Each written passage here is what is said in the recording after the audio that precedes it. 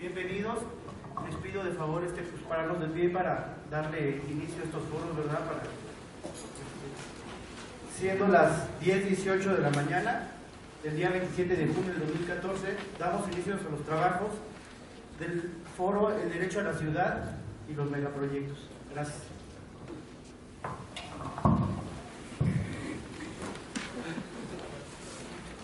Ahorita como primera ponencia tenemos al maestro Enrique Ortiz Flores. Él tiene la ponencia de construcción social del hábitat frente a la lógica privatizadora. El arquitecto viene de Hábitat, Coalición Internacional Hábitat, y es director general del... ok, es director de su casa. Perfecto. Bueno, pues le damos la más cordial bienvenida y le pasamos el micrófono. Bueno, como hay poco tiempo, yo me voy saltando cosas. Pero creo que lo primero que tenemos que ver es las tendencias actuales en las ciudades latinoamericanas a raíz de el aceleramiento de todo este movimiento privatizador y expropiador de alguna manera de los espacios de la gente.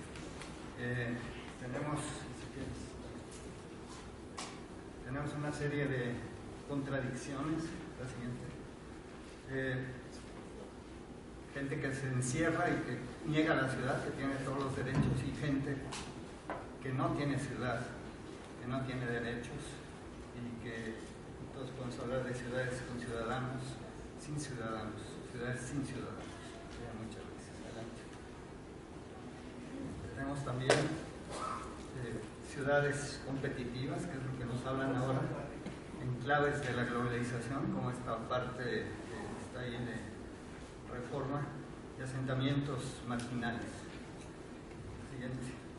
Macroproyectos modernizadores, supuestamente para mejorar la vida, y un sufrimiento enorme de la gente que es desplazada o que se le implantan grandes desarrollos que destrozan totalmente su vida, que tiene que irse, que es despojada de su cultura, de sus lugares, de sus redes. La producción masiva de viviendas mercancía que ha ahogado a este país, ha destrozado el crecimiento urbano, ha fragmentado las ciudades de forma impresionante, y la generación creciente de asentamientos precarios. La imagen es esta. Esta es la ciudad del dinero, la ciudad del que lo tiene y del que no lo tiene. ¿Qué ciudad queremos?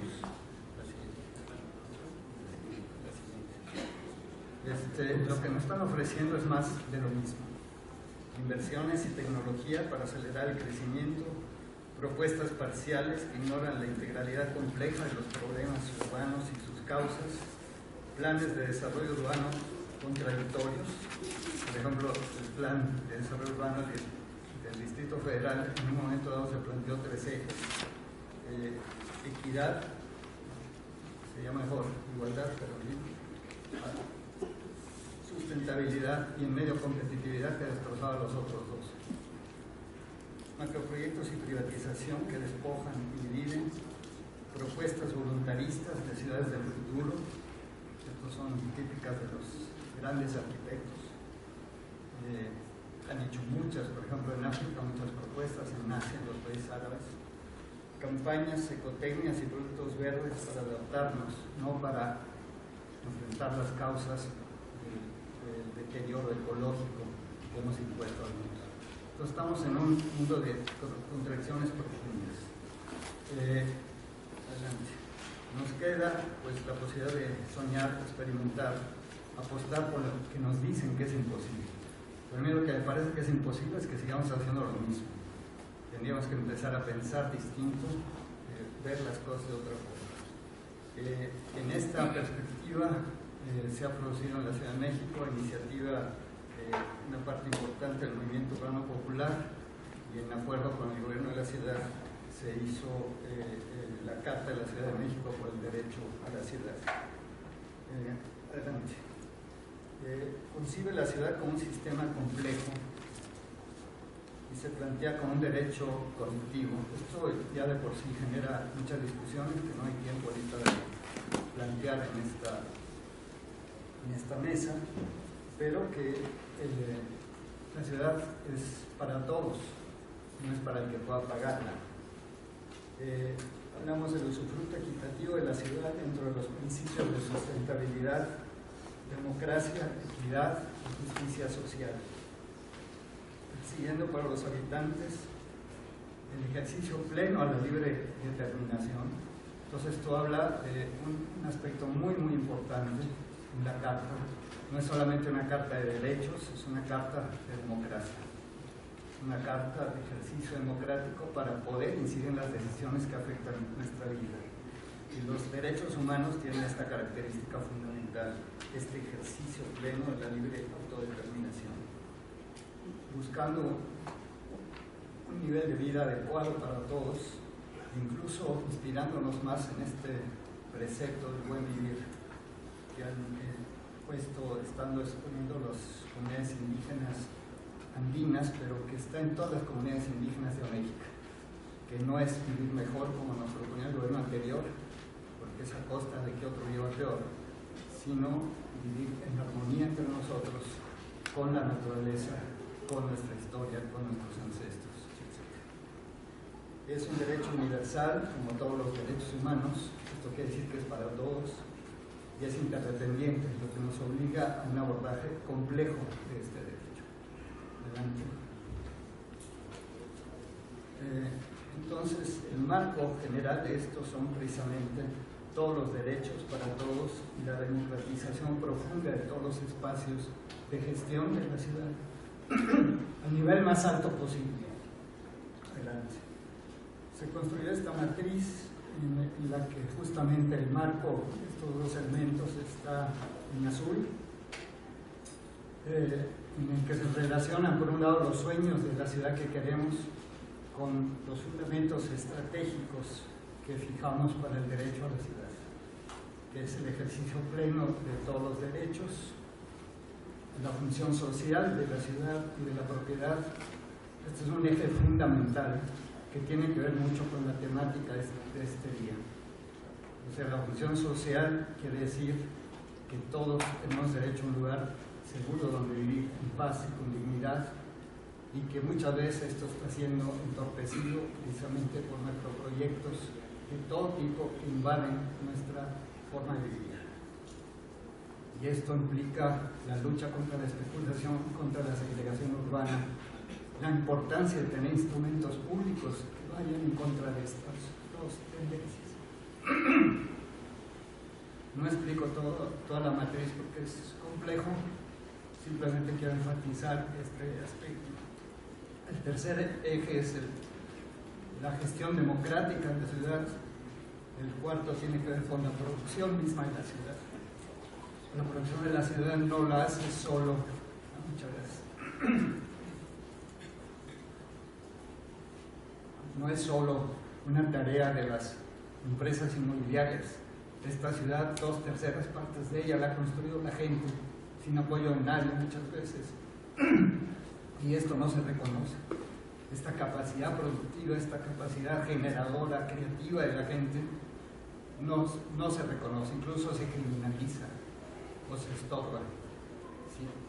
Debiéramos reconocer también esta capacidad productiva de la gente, apoyarla técnicamente, apoyarla con financiamiento, con reconocimiento, lo que llamamos producción social. Está la cuarta parte, el siguiente eje, que es el quinto, es el manejo sustentable y responsable de los bienes comunes, que sería el suelo, el agua, el aire, que nos hemos convertido en mercancías escasas cuando son bienes comunes limitados para la vida, no para la especulación. Desgraciadamente así los tenemos, pero tenemos que incidir de alguna manera con instrumentos en hacer el rescate de estos bienes comunes que son para todos.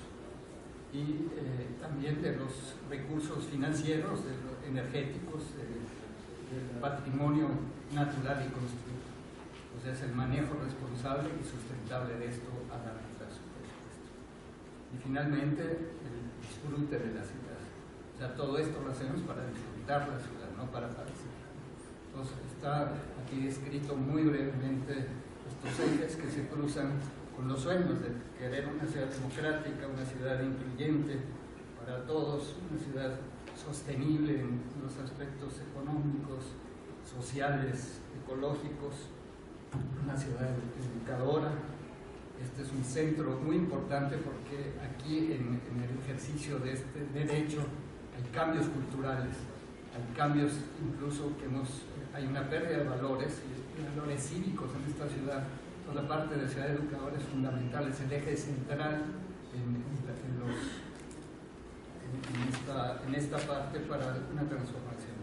De una ciudad habitable en el sentido de que sea habitable frente a riesgos supuestamente naturales, que generalmente son los riesgos a que está expuesta la gente, siempre son los pobres los que lo sufren, que tienen que ubicarse en lugares peligrosos, únicos lugares que les hemos dejado para asentarse.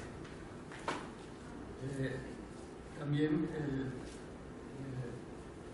la seguridad frente a la violencia, tener una ciudad saludable, una ciudad donde podamos convivir y reconocernos en nuestras diferencias. O sea, todo esto es el sentido de esta carta que se cruza, es la misma información, pero que nos da un abordaje, un intento de abordaje complejo al problema de la ciudad. No está aquí sectorizado, no estamos viendo la vivienda, la salud, el abasto, sino estamos viendo las interrelaciones que se dan entre las cosas. Y esto implicaría una manera distinta de gestionar la ciudad, que tampoco hay tiempo de detallar aquí, pero simplemente para señalarles. Yo lo que quería presentar en la siguiente serie de fotos es una... Bueno, estos son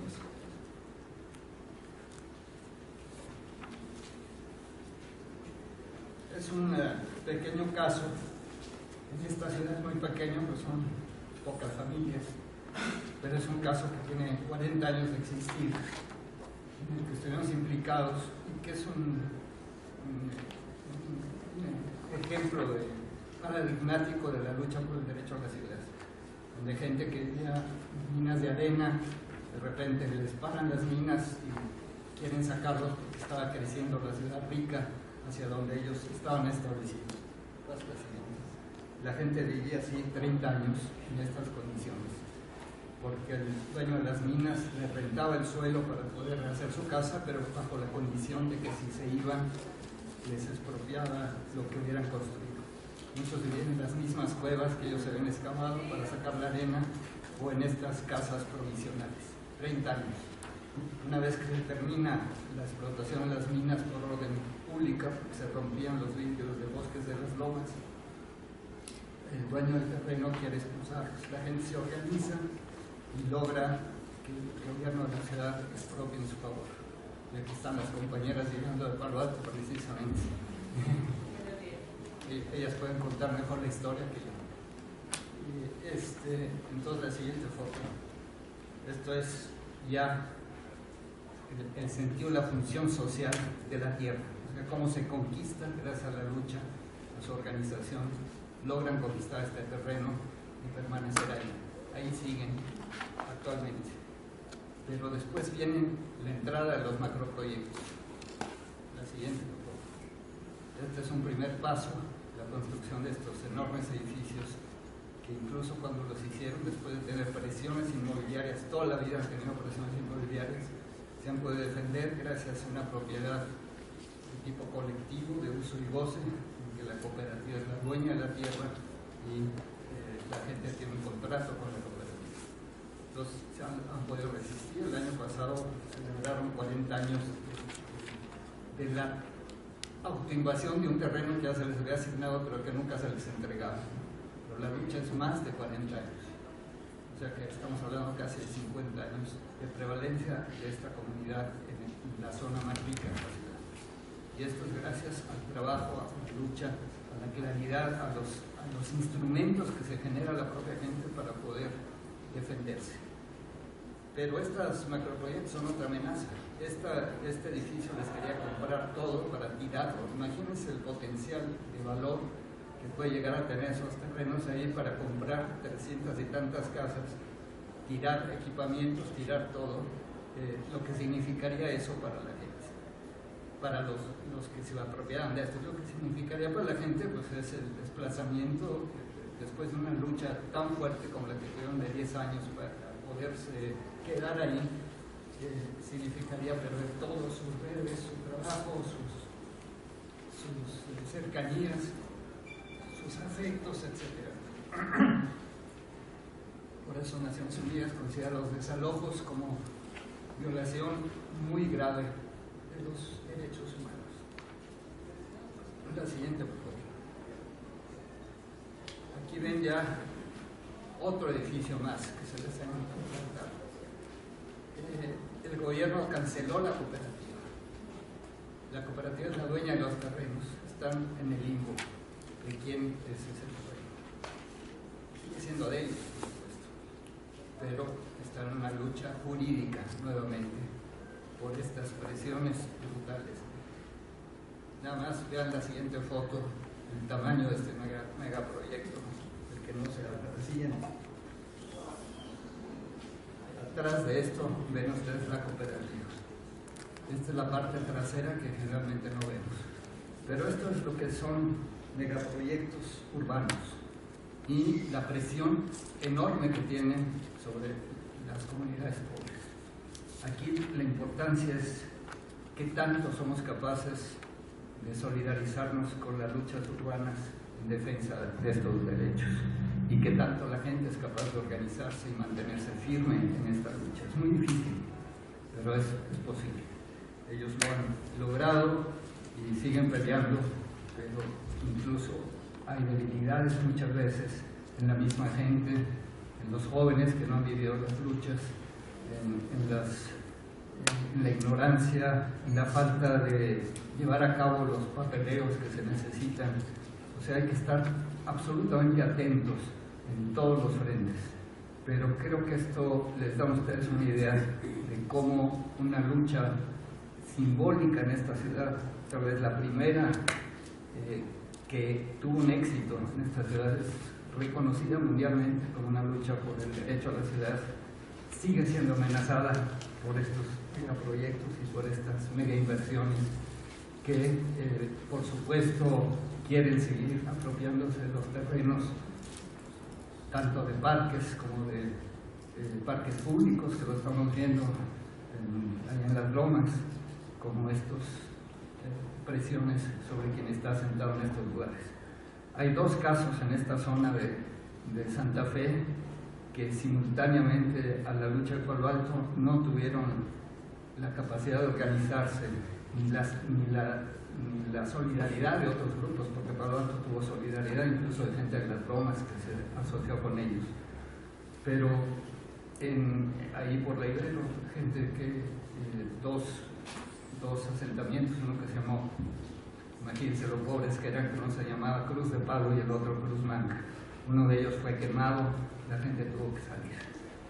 Con esto termino. Creo que lo fundamental es hacer conciencia de que se puede luchar contra esto, pero que se necesitan muchos instrumentos, y que los instrumentos del derecho a la ciudad, vistos desde la vía de derechos humanos, pero también de posibilidad de incidir en las decisiones y de ser tomados en cuenta, de construcción de democracia participativa, es fundamental.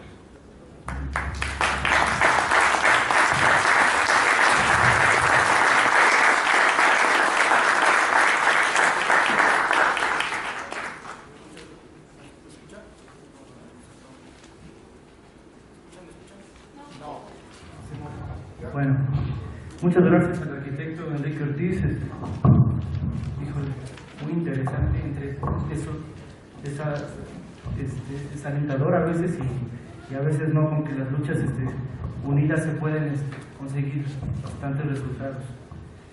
A continuación es la ponencia del doctor Emilio Pradilla Cobo, arquitecto, perdón.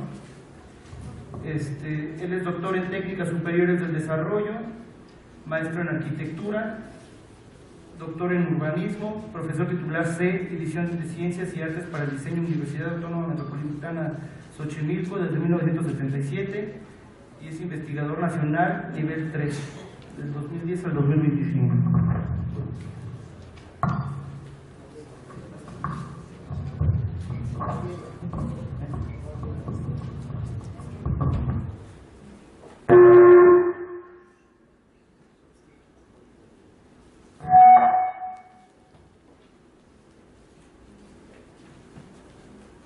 Permítanme un tantito.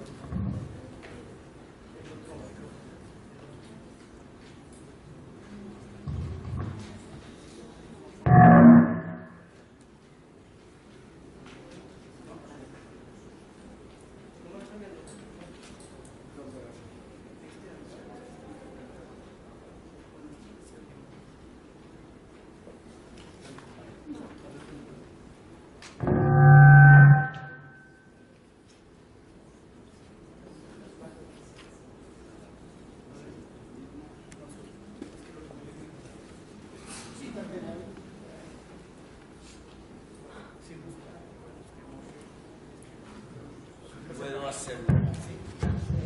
¿Ya? Ahí está.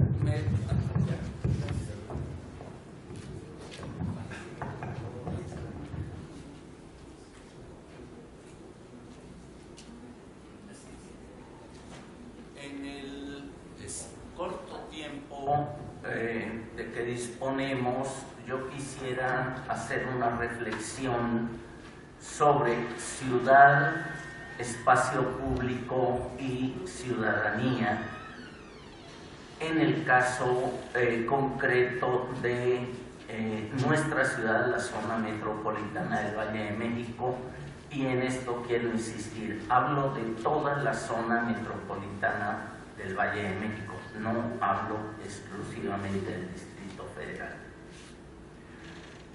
México es una sociedad que se aproxima ya a la urbanización casi total de la población. Esta situación la vamos a alcanzar en un plazo cercano a 30 años, es decir, mañana. Y en este contexto de sociedad urbana, las ciudades y particularmente nuestra zona metropolitana ha alcanzado un muy alto grado de complejidad, en la cual es que tenemos que pensar el espacio público. El espacio público evidentemente es un elemento central de la articulación tanto del funcionamiento de la estructura urbana como de la vida social en nuestra ciudad. Sin embargo, y aquí quiero dejar claro, no comparto las ideas de algunos autores europeos que identifican a la ciudad con el espacio público. Es una concepción reduccionista que después va a impactar en ciertas concepciones sobre el derecho a la ciudad, como el simple derecho al espacio público. La ciudad es de gran complejidad y, por tanto, el espacio público es un componente sustantivo estructural de la ciudad, pero no la podemos identificar con la ciudad misma como hacen estos autores.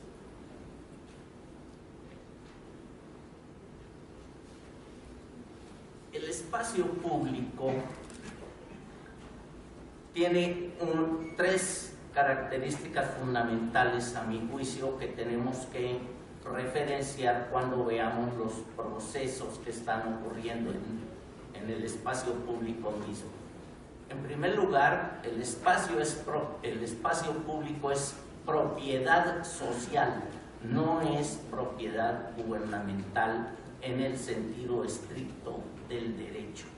Es propiedad pública y se ha construido con la participación, la contribución fiscal de todos los ciudadanos y con muchas otras formas de contribución en la práctica cotidiana.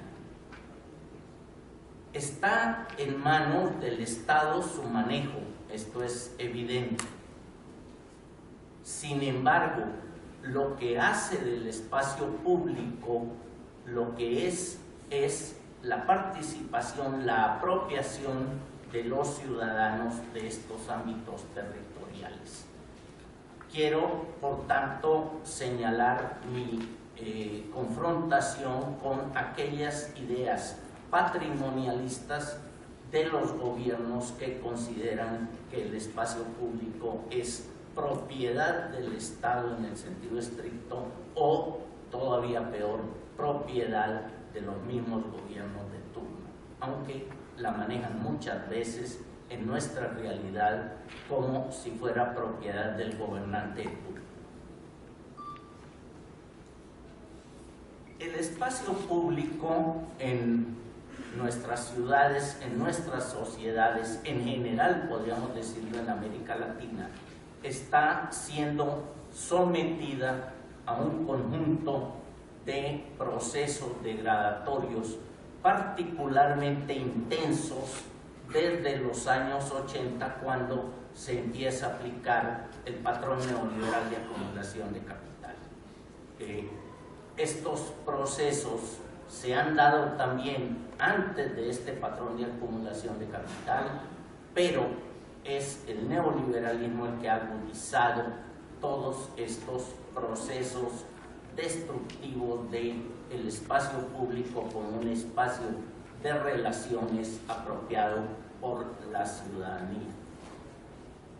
Un primer proceso es el de abierta destrucción de estos espacios públicos o su minimización, su reducción, que podemos encontrar precisamente en los grandes proyectos de vialidad, aunque no solo en estos proyectos de vialidad. Pensemos simplemente todo el conjunto de espacios públicos que destruirá la autopista urbana sur, que es un fenómeno que tenemos que registrar y darle la importancia que significa como destrucción de espacio público. En segundo lugar, un proceso de privatización. Privatización que consiste en convertir a los espacios públicos en soporte de procesos de acumulación privada.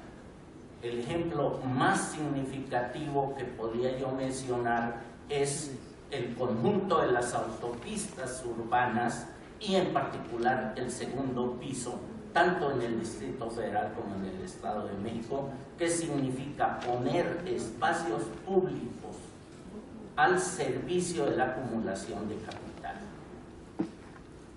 Procesos abiertos de mercantilización del espacio público, ya sea porque se transforman actividades públicas en actividades privadas, ya sea, por ejemplo, por el uso y el abuso de la mercantilización de todo lo que son muros de la ciudad.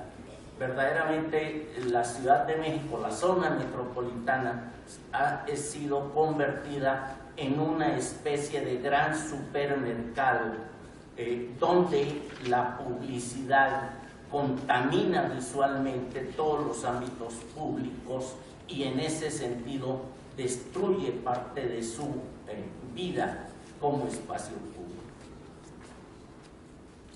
Procesos de diferenciación social de los espacios públicos que se articulan, por ejemplo, con los procesos de privatización de las calles, el cerramiento de calles, la formación de áreas privadas que impiden la libre circulación de los ciudadanos, derivadas, entre otras cosas, de la incapacidad del Estado de asegurar la seguridad pública, de asegurar la vida cotidiana contra la violencia organizada. Procesos de exclusión social que van unidos a estos procesos de privatización porque excluyen a la población. Por ejemplo, el segundo piso de la zona metropolitana en su conjunto excluye a un conjunto de población que por sus condiciones económicas no puede acceder al uso de este elemento del espacio público. Y finalmente, procesos de control, el Big Brother, que significa todo este esquema gigantesco de cámaras de video, cámaras de televisión, etcétera, etcétera. La represión que se ejerce sobre el libre ejercicio de la apropiación del espacio público. Lamentablemente, tenemos que reconocer que en estos procesos en su conjunto no presentan diferencias los diferentes actores políticos. Todos los actores políticos en México, todos los partidos políticos, los gobiernos de diferentes corrientes políticas están aplicando todos la misma política frente al espacio público. Están permitiendo o incentivando o ejerciendo como actores fundamentales de este conjunto de procesos destructivos y expropiatorios del espacio público para los ciudadanos. Creo que ante nosotros está la disyuntiva de o seguir aceptando esta destrucción del espacio público, de seguir perdiendo la libertad de apropiación del espacio público, o bien la de defender el espacio público como parte precisamente del derecho a la ciudad.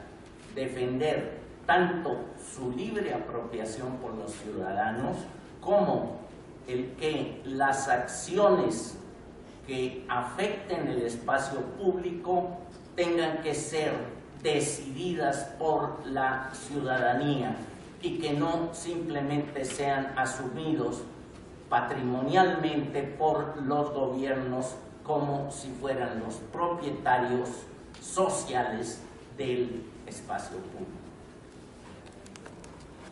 Suficiente.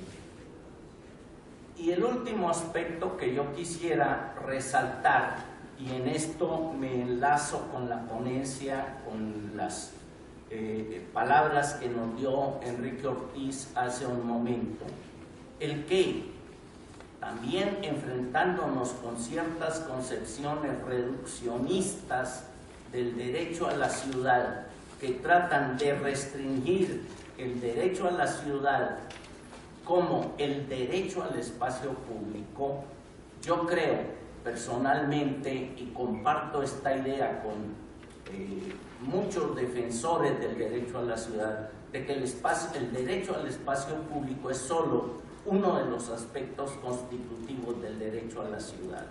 El derecho a la ciudad como reivindicación ciudadana debe reivindicar el derecho a todos aquellos componentes y satisfactores de la vida urbana, que incluyen mucho más que el espacio público. El espacio público es significativo porque es el lugar de relación estructural y social de la ciudad, pero es también donde se manifiesta el conflicto. El espacio público es un lugar de conflicto, y esto tenemos que entenderlo, conflicto entre muchas formas de apropiación de la ciudad y del espacio público, el conflicto diario, cotidiano entre los transeúntes y los automovilistas, que cada vez se adueñan más del espacio público, tanto en función de su uso masivo, intensivo, como de todas aquellas obras viales que se hacen para los automovilistas privados, el conflicto que hay entre la libre circulación y fenómenos sociales no resueltos como el ambulantaje como los viene, como el conflicto político que se manifiesta en los mítines, en las movilizaciones, etc. Y en los cuales, y esto quizás un ejemplo que tenemos hoy en la televisión todos los días, es la lucha de los brasileños en el marco de los mega eventos como la Copa Mundial, la lucha en contra, el despilfarro que se hizo en Brasil, construyendo muchas veces elefantes blancos. Esa lucha que incluye muchos otros aspectos del derecho a la ciudad, el derecho al transporte, el derecho a la educación, el derecho a la salud, el derecho a la vivienda, el derecho a la buena vida, el derecho a la recreación. Todo esto es parte del derecho a la ciudad y el derecho al espacio público es solo uno de sus componentes. Muchas gracias.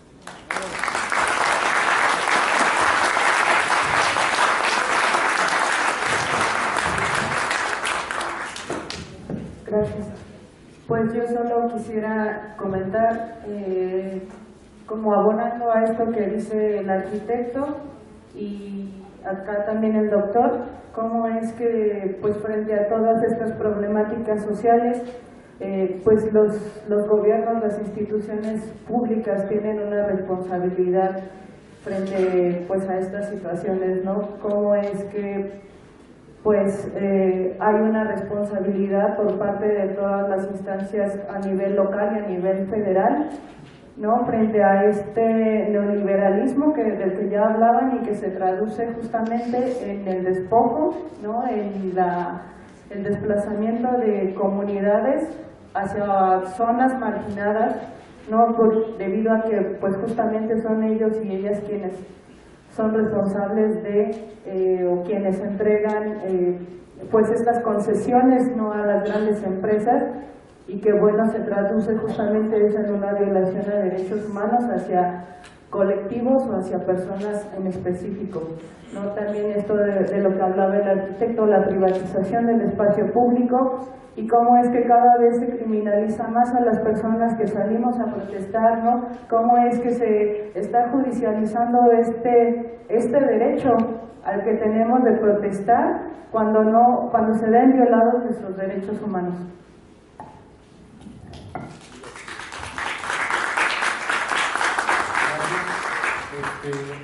Es el turno del doctor en Derecho Ricardo Pascual Díez. Fue diputado federal, delegado en la delegación Benito Juárez, oficial mayor de la Ciudad de México, embajador en Cuba y director general jurídico y de gobierno de la delegación Miguel Hidalgo. También es activista en el periódico, articulista en el Excelsior, y él tiene la ponencia de puntos de inversión y conflicto en la Ciudad de México.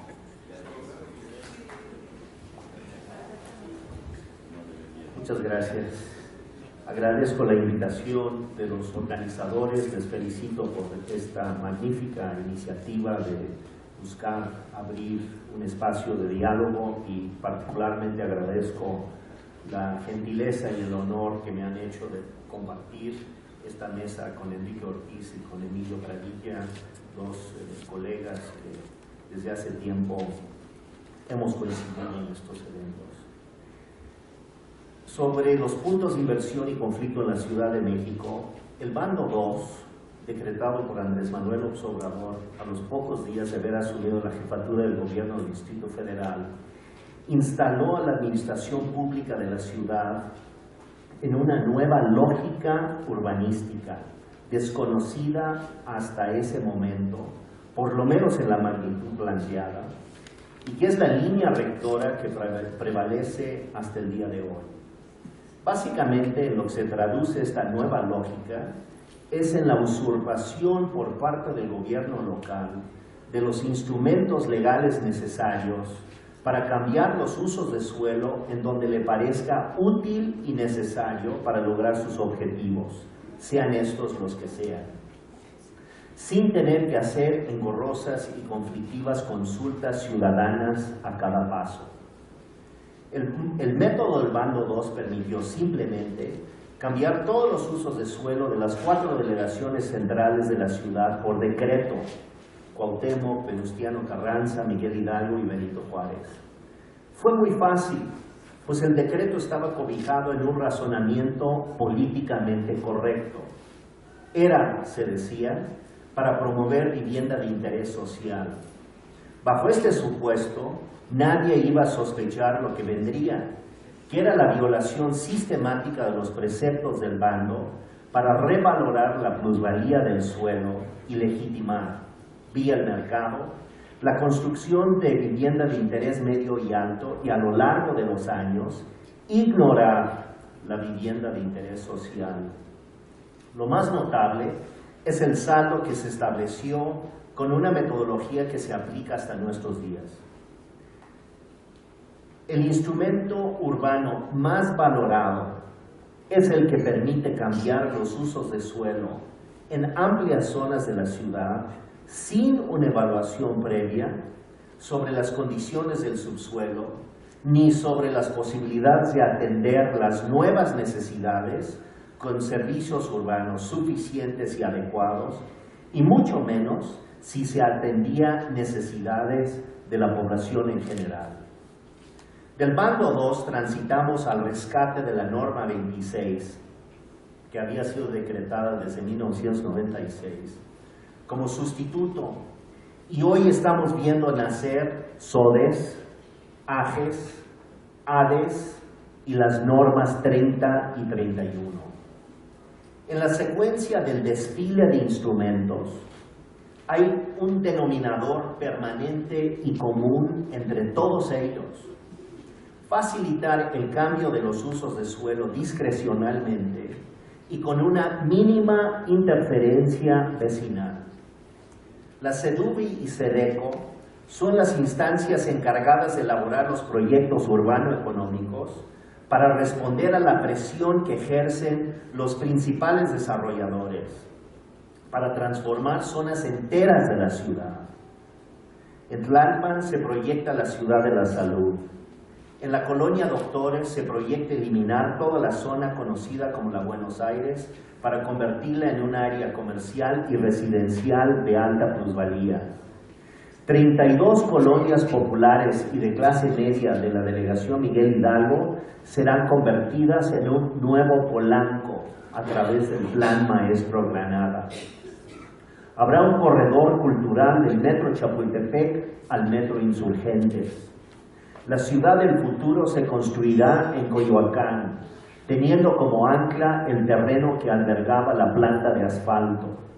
La ciudad administrativa y judicial se asentará en la delegación Cuauhtémoc y la ciudad verde se ubicará en la delegación Azcapotzalco, a pesar de que prácticamente no se sabe nada acerca del proyecto. Por último, y hasta donde se sabe, se reconvertirá la Santa María la Ribera en la Nueva Condesa. Adicionalmente, las normas 30 y 31 facilitarán el cambio de usos de suelo en 600 colonias en la ciudad, permitiendo realizar proyectos constructivos predio por predio, sin reglamentación o planificación alguna. El concepto que subyace detrás de estas normas es que la planificación integral y visionaria hacia el futuro es un estorbo para lograr los objetivos de corto plazo que fijan los desarrolladores. Ante la mínima inversión, la máxima utilidad. Parten del supuesto de que la consecución de servicios urbanos suficientes para sus desarrollos es un problema de las autoridades y de los vecinos, servicios que serán sufragados con los impuestos de los ciudadanos. Las autoridades, por su parte, miran en otra dirección cuando se les plantea estos interrogantes inquietantes acerca del futuro de los servicios suficientes en la ciudad y la falta de planeación integral. Las AGES y ADES se crearon para dar respaldo legal a todo esfuerzo que se hace por permitir las construcciones sin responder a una visión de largo plazo en la ciudad, en virtud de que se ha demostrado la ilegalidad de las SODES. Es hora de movernos para frenar lo que parece ser una sólida ofensiva por entregar la capital a intereses económicos que no piensan en una ciudad futura para todos. En términos sociales, estos megaproyectos urbanos enlarvan, como efecto inmediato, la tendencia a expulsar a números importantes de habitantes de las zonas afectadas. Las expulsiones de poblaciones enteras vendrán a causar lo que la propaganda oficial dice que no quiere que suceda. Crecerán las zonas periféricas de la ciudad que carecen de los servicios urbanos básicos para albergar a migraciones de nuevos pobladores. Este fenómeno expulsor de población, junto con la revalorización del suelo de los espacios abandonados y su reconversión en espacios de alto valor económico, es lo que algunos llaman gentrificación. Sea como sea el nombre del fenómeno, lo cierto es que no contempla la realidad de la historia, las tradiciones, las formas comunitarias de organización y de convivencia de amplias capas de la sociedad capitalina. El discurso oficial de la ciudad policéntrica y social